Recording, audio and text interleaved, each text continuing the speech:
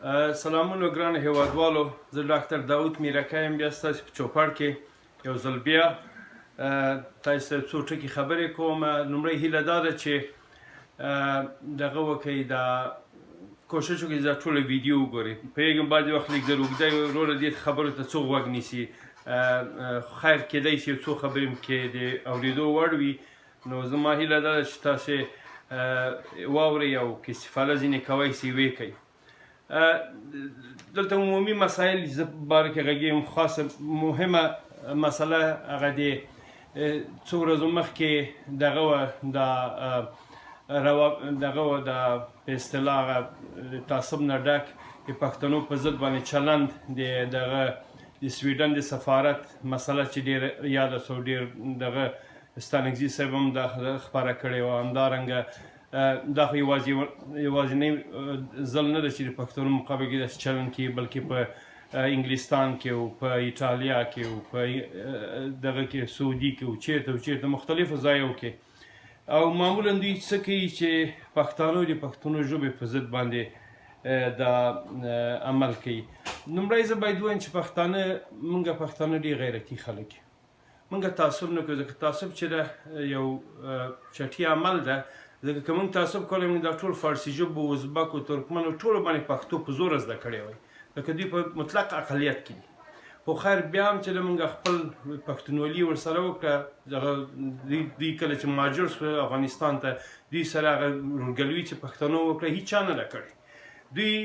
حتی موږ لا پرېږده خپل یو تاجک تاریخ پوه په نامه کمال نجم عبدالایوف یو کتاب لیکلی ده چې د افغانستان ته راغلو تاجکو او نورو قومونو د مهاجرت لړۍ ټوله تعقیب کړې ده او په دې باندې دغه د څېړنه کړې ده. او د 1911 کال نه تر 1940 کالو پورې کله چې روسانو په اسیای مرکزي کې سرې قواوې راغلې، څنګه د مختلفو ځایو دنیا ته مهاجر شو، بیا خصوصا افغانستان ته طبعا د سمرقند و بخارا نه د امیر میرعلم او امیر او ابراهیم بیګ په مشرۍ باندې دا خلک راغله او افغانستان ښه راغلاست وکړه. او دا خلک چې زیاتره دا خصوصا تاجک چې راغله دا په میندې دغه کې د قره باغ او دغه د قلعه مراد بیګ ترمنځ تقریبا ډېر وخت پورې شتون درلوده. دلته خیمو کې اوسېده. بیا کله چې دغه شوه په دوی باندې د ترکمنو ډاکوانو دو حملې کولې، خلک ډېر په عذاب شو. بالغ حکومت مجبور شو دا یې تقسیم کړي، بعضې تخار ته بوتله، بعضې قندوز ته، پروان ته او مختلفو نور ولایاتو ته. او کله چې روس او دغه د انګلیس ترمنځ مشکلات د عبدالرحمن خان وخت کې زیات شول او د سرحدات په ښه ډول سره معلوم شو، بدخشان په افغانستان پورې تړاو پیدا کړ، د افغانستان برخه شو. پرمننت دوامداره تاجک په افغانستان کې د بدخشان نور چې دي طبعا دغه دي په مرور د زمان چې مهاجر راغلي. موږ پښتانه چې یو کله چې د افغانستان له 12 کلو لپاره دوی معاف دي عسکري نه، دوی سره ورورګلوي و، دوی سره ښیښي سوې، ټول قومو سره ښیښي وسوه. او موږ هغه په اصطلاح خپل پښتونولي او افغانیت ورته وروښوده. اما د 1990 کال نه را په دې خوا دوی په ثبوت ورسول. البته په تاجک کې ډېر شریف خلک شته او ډېر افغانان دي چې افغانان ځان بولي او د خاورې دي. خو 1% د هغوی نه هغه خلک دي چې هغوی به نه افغانان وي نه د افغانستان دي، او تر هغو چې دي په افغانستان کې د افغانستان کې د خیر اوبه ملاقات وایسي. دا هغه میکروب دي چې دوامداره د پښتنو د ژبې د پښتنو په اصلیت په ضد باندې خبرې کوي. زه باید تاسو ته عرض وکړم چې د 1992 نه را په دې خوا کله چې لومړی سقاوي راغله، لومړی سقاوي کې چې ده دوامه سقاوي البته وایم، دوامه سقاوي چې 1992 کال نه راغله، کله چې دوی په پښتنو باندې هغه ظلمونه شو، کله چې دوی په پښتو ژبه بین المللي ارګنایزیشنز ته چې هغه عبارت له UN نه، CIA نه، نورو ته ورقې ولېږلې، پښتنو فیصدي چې ده دغه وبلله 40% وبلله، عالم چې د پښتنو تر 80% پورې، تاجک ته نه 14% که 9% لا کم دي، 14% لا کم دي. نور چې په کابل دې ځای خبرې کوي دا قدیم دغه دي ایراني نژاد دي چې د امیر معاویه وخت کې کدو وخت کې فکر کوم افغانستان ته راغلي خو ټول افغانان داسې نه وایي چې ولې څوک دي خو موږ دغه ریسپانس دی موږ دغه جواب ده دغه غبرګون د دې د تعصبي او جاهلانه خبرو په مقابل کې باید ارزو کو چې هغه وخت کې د پښتو په ژبې مقابل کې دغه چلنج شو که بیا کې درېیمه سقاوي راغله چې هغه د کرزي په مشري و البته کرزی خو چې د لاس آله او د لاس آله ده تر پرونه پورې د فهیم ته ډول ته ګډېده اوس د فهیم زوی ډول ته ګډېږي کرزی هغه کس و چې مثلا په دغه پښتانه تقریبا 3 لکه پښتانه په زور باندې کله چې امریکایان باندې دی وطن خرڅ کړ 3 لکه پښتانه په زور باندې شمال نه وشړل هغه ټول لاړه ژیړې ته او چمن ته دې ځای ته لاړه تر نن ورځې پورې هغه دغه څه نومیږي ځانمرګي بریدونه چې کوي هماغه کسان دي لکه چا نه چې کور و کلی یو دا واخلي هغه بیا غم دي کې نه وي څوک د دوی په بم کې مري په ځان باندې بم تړي راځي نو دا تحفه چې ده د دوی د ظلمو تحفه وه چې افغانستان ته د پښتنو ته ورکړې ده البته په هغه وخت کې ملل متحد راغی دغه ته کرزي ته ویل چې پښتنو باندې هسې ظلم ده دا موږ ثبوتونه لرو وایي نه داسې شی نه دي کرزي نه زه ګیله نه کوم ځکه دوی خو چې پښتنو ته تر 14 کاله دومره کاله چې د قدرت کې وه 14 کاله ستر خیانت کړی د ورور چې ده لوی قندار استاذ ته به تلیفونونه کول لوی جرګه کې تاسو د پښتو خبریاله کې زه ستاسو کورونه په امریکایانو واسطه سره بمباردوم یعنی دوی خیانت چې ده دغه نه لري حد و اندازه نه لري راغلو دې ته چې حتی تر 90 کالو تر 10 کالو پورې د قزاقستان او ترکمنستان پارلمان چې د حتی دا فیصله وکړه چې دوی پخواني وګړي د افغانستان نه راوغواړي بیا د خپل ملکو ته راسي یعنی دا ثبوتونه شته چې څوک دي څوک نه دي راغلو دې ته چې نه یوازې دوی چې موږ ژبه نه زده کوي دوی تقاضا د دې لري چې موږ خپله ژبه هم ونه وایو مرغان خپلې ژبې وایي څاروي خپله هره ژبه چې دوی دومره یو فاشیست قوم ده چې دوی اصلا غواړي چې پښتنو باندې خپله ژبه هم دغه کا او دوی ګرام نه ګڼم لویه غلطي او خیانت دې چې خپله پښتنو کړی ده دغه به یې پاچا خان د خدایي بخي پښتون غر سوری کوي کله چې پښتون ته پیسه ورکړي سپایسي او دا حقیقت ده او دغه سره موږ سقاوان به پرېږدو موږ به اول پښتني سقاوان ورکوو پښتني سقاوانه خاینان دي چې دغه ته سقاوانو ته شمال ټلوال ته رایې ورکړي کله چې دغه انتخابات چې تیر شو آیا فرضاً عطا ته چې دغه د بد اخلاقي تاریخ ټولو ته معلوم ده په مزار کې هغه ته په نمایندګي د لوی پکتیا او د نورو ځایو ورغلي وو زه پکتیاواله ته وایم ستاسو د خپل منطقې سقاوان معلوم کړئ د هغو چاره وکړئ بیا ګیله د نورو سقاوانو نه کوئ پښتون قوم چې د خپل عزت به خپله ځای په ځای کا داسې نشي کېدی چې فرضاً خپله مردارۍ وکړه بیا تقاضا دې ولري چې نور دوی په خوله باندې کار وکړي دوی ملاتړ وکړه نور تاسې ملاتړ نشي کوئ تاله چې خپل عزت خپله ځای په ځای نه کې نور هېڅ هم څه نشي سره کوئ راغلو بل خبرې ته چې د ویلو خبره دا ده چې هغه دا ده چې موږ هېڅ کله د هغه وخت نه چې د 20 پېړۍ نه نیولې تر نن زمانه پورې پښتون قوم چې ده اصلا بعضې خلکو ماته داسې ډېره دغه پس هغه تېره خبرونه چې په نامه دي سپینه خبره مې چې یادوم ماته ډېره خلکو ایمیلونه رالیږلي پښتنو متاسفانه ډېر داسې چې ته تعصب کوې زه ورته موږ تعصب نه ده کړی موږ خو چې څه کوو موږ د تعصب په ضد باندې خبرې کوو که تعصب نه وای سوی نه به ما دا خبرې کولې نه به یون کولې به نورو کولې نه به نورو کولې اما خبرې دا دي چې د پښتنو په مقابل کې سسټین تعصب سوی چا په زور یې کړی دا هغه موږک دي چې د امریکا په زور باندې هغه زمریان سوي دي دغه نن ورځ چې امریکا ځینې لاړ شي بېرته هماغه موږک دي د امریکا په زور باندې نیغ کېږي د امریکا په دغه زور باندې چې ده پاچاهي ته ورسېدي د امریکا په زور باندې دوی دغه سوه د شتمن سوه د دې دغه سوه میلیونران سوه تاسې باید پښتنو ته هم باید ووایو موږ سوله غواړو طبعا افغانستان غواړي چې جنګ دا ختم سي اما پښتانه د بېغیرتي خپله باید بنده کړه چې دغه څه نومېږي امریکایانو شتون په افغانستان کې ځان ته یو رحم وبولي امریکایان چا راوستل خو همدې بېغیرتو دغه په اقلیتو کې ځینې خاینان چې هغو راوستل او ځینې پښتانه خاینان هم ورسره وو چې هغو لاس ورسره یو کړ. دا دومره کاله چې 1 میلیون پښتانه چا مړه کړه، خو همدوی مړه کړه، همدغو سقاوانو د امریکایانو سره په ګډه ووژل. د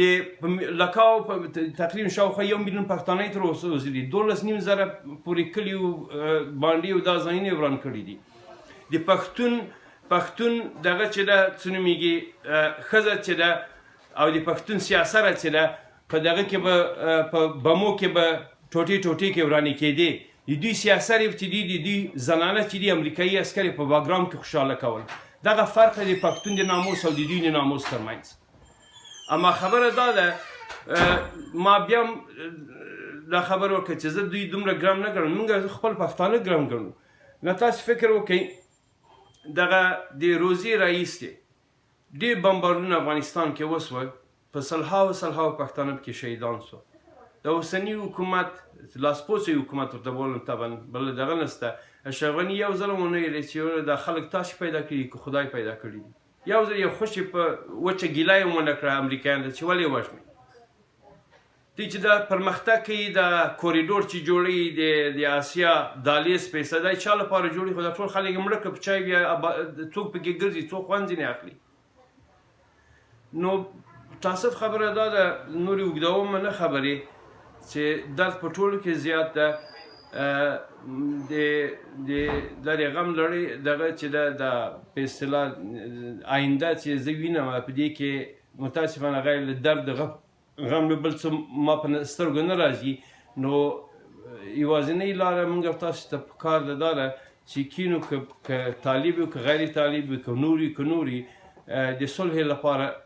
کار وکړو، د امن لپاره کار وکړو. ما ته څرګنده خبره ده او دا معلومه خبره ټولو ته چې امریکایان خو صلح نه غواړي، دوی خپل اهداف لري. نو موږ باید کوشش وکړو چې امریکایانو ته د هغوی د اهدافو د دوام لپاره باید لارې لنډې کړو. یعنې دا معنا چې د صلح لپاره باید کار وشي. او دغه بله خبره دا ده چې ډېرو پښتنو چې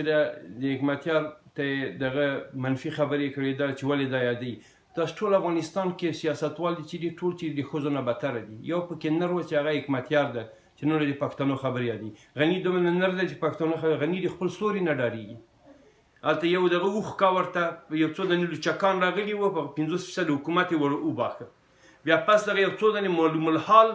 بازینګر او مفعولانو د کابل په سړکو کې دغه ودرولې، خیمې ودرولې چې 20 نفره سوټیو سره خیمې ورباندې جګولې. دی په لړزېدو راغی، دغه معذرتونه یې ځینې غوښته. نو خبره داسې ده چې خلک وایي چې دغه عالم دا دغه اشرف غني درسته عالم ده، خو زه تاسو وایم چې کمپیوټر روبوټ درته راوړم دومره ډیټا لري، دومره ډېر غټه ډیټا بیس لري چې د 10 اشرف غني مغزونه هغه ډېر تکړه دغه کمپیوټر. خو کمپیوټر بیا کرکټر نه لري، کمپیوټر لیډرشپ سکل نه لري. نه کمپیوټر باندې حکومت ملک څوک نشي چلولی. دی انتروپولوژي یې لیده، دی د انتروپولوژي کې ډاکټرا لري، الان چې د مملکت د خلکو په خواص اصلا خبر نه ده. شپاره لګیا ده هغه د احساساتو طریقه یې نه ده چې څرنګه خپل احساسات اظهار کړه. ما ګیله د اشرف غني نه په دې کېږي چې اقلا د خلکو درد باید حس کا، اقل نه وایي چې دا خلک ولې وژل کېږي په ناحقه باندې. هغه دروغو ګیله خو امریکایانو ته وکړه. او دا 50% حکومت چې بلې دا خو زړې خسیرې دي نه، چې دا دغه وایي چې پښتانه کې رښتیا هم ځان ته څه قایلېږي او رښتیا هم خپل عزت بولي. ما تاسو ته دا په 2008 کې ویلي وروره چې چا ته رایه ورکړي چې انتخابات خو طبعا بې مفهومه وو، خو خیر بیا هم یو طریقه د پرمختګ وه. چا ته رایه ورکړي چې ستاسې دردونه احساسوي. تاسې چا ته رایه ورنه کړئ ستاسې دردو په قصه کې دي. تاسې چا ته رایه ورکړئ چې پیسې یې درکړئ. یار چا چې غوایه حلال کړ ته مړۍ ډوډۍ یې درکړه، مړۍ ډوډۍ مو خوړه، رایه م ورکړه. او عین شی ته باندې نور لپاره دغه مختلفو کسانو ته چې رایه ورکړي که په پارلمان کې وو که ولسمشري کې وو. خو تاسف خبره دا ده چې خلکو ډېره جدي هڅې وکړې، د اشرف غني سره یې ډېره مرسته وکړه، په جدي ډول هغه ته رایه ورکړې. اما متاسفانه اشرف غني واخیسته، خلک یې په شا کې په خنجر ووهل او نازواني یې وکړه او رایه طبعا ورکړې، خرڅ یې کړې. نو په اخر کې زه وایو چې هغه کسان چې د پښتو ژبې په ضد باندې غږېږي او دغه کې دي په سفارتونو کې دي، دا لاسته راوړنه یې تاسې د مفکر صاحب لاسته راوړنه وه چې چې د سقاو بچیان یې ولېږل دغه ته 15% د افغانستان سفارتونه ډک دي د سقاوانو نه او دا دغه چې د لیګسي چې دا د کرزي لیګسي دا خیانت کرزي کړی دی او دا خیانت دوام ورکړ اشرف غني تر نن زمانه پورې خاینان چې د پښتنو په ضد باندې خبرې کوي اما دې سقاوانو مقاوانو زه دا وایم چې تاسې وروره پښتنو په ضد خبرې مه کوئ تاسې څوک یاستئ تاسې یو ډم قوم یاستئ پوه سئ تاسې هغه کسان یاستئ پوه سئ چې موږ سیاست په بمباردو کې شهیدانې کړي تاسې سیاست په باګرام کې امریکایان خوشحالول نو تاسو په پیسو باندې د امور لمن خرڅه کړئ هم پښتون د خپلو وینو باندې وطن مدافع کوي دغه یې موږ او تاسو ترمنځ فرق دی یو حیوان هم تاسو نه حیثیت ډېر لري پښتو په ضد خبرې مه کوئ ځکه دا باداران به سبا پوري بل سبا به داني بیا به څوک یې تاسې ساتي بیا به زارۍ کوئ پوه شئ د صحیح پښتانه ته راجګ شي او بېخونده خرڅي پښتانه نه وي بیا به تاسو نه لاره ورکوي خو دغه وخت چې تاسو باید توبه وباسئ پښتنو ته عذر وکړئ عفو ځینې غواړئ نو اخري ټکی دا وایم چې هغه خاردار سیم چې جوړ شوی د پښتونخوا ترمنځ او د دې خوا پښتنو ترمنځ هغه ته فکر مه کوئ پنجاب و منجاب و دا خوا سقاوان پښتانه هېڅکله نشي جدا کولی دا فقط یو تاریخ کې یو مردار ټکی دی چې دا به ورکېږي هم به دا سیم ورکېږي دا ټول ورکېږي څوک اوبه په ډانګ باندې نشي جدا کولی پښتون د هر څومره چې پښتون ترمنځ درز اچوي هغومره د پښتون نشنالیزم به جګېږي هغومره د پښتون احساسات به جګېږي نو څوک چې دې خبرو مخالفت کوي طبعا هغه کسان دي چې د خپل ناموس باندې تجارت کوي او پښتون که د مالې خبرو مخالفت کوي نو طبعا دا هم د همغو کسان سره چې ناموسونه په باګرام کې خرجي د هغو ملګري ځکه باناموسه کسان د مالې خبرو مخالفت نه کوي ځکه ډېره کسانو مخالفتونه تېرو ویډیوګانو کې وکړه ویښودې چې یو دی دی غواړي چې مشهور شي زه مشهوره کېدی تاسې غوندې به ما ځان په امریکایانو کې باندې په 2001 کې خرڅ کړی وای تاسې امریکایان ته ښځې هم نر و نارینه و ورتیني هم ټول ورته روان امریکایان هم خوشحالول او زه نر غوندې تر نن زمانې د امریکایانو په ضد باندې ودرېدم ځکه زه خپل پښتو باندې ولاړ یم زه خپل ناموس پیسو نه خرڅوم پښتونولي نه خرڅوم دغه یې مه وایي تاسې ترمنځ فرق د هغه کسان چې بدې وایي پرتې وایي آخر کې وایي تل افغانستان سرلوړي دي پښتانه ډېره مننه د خدای په امان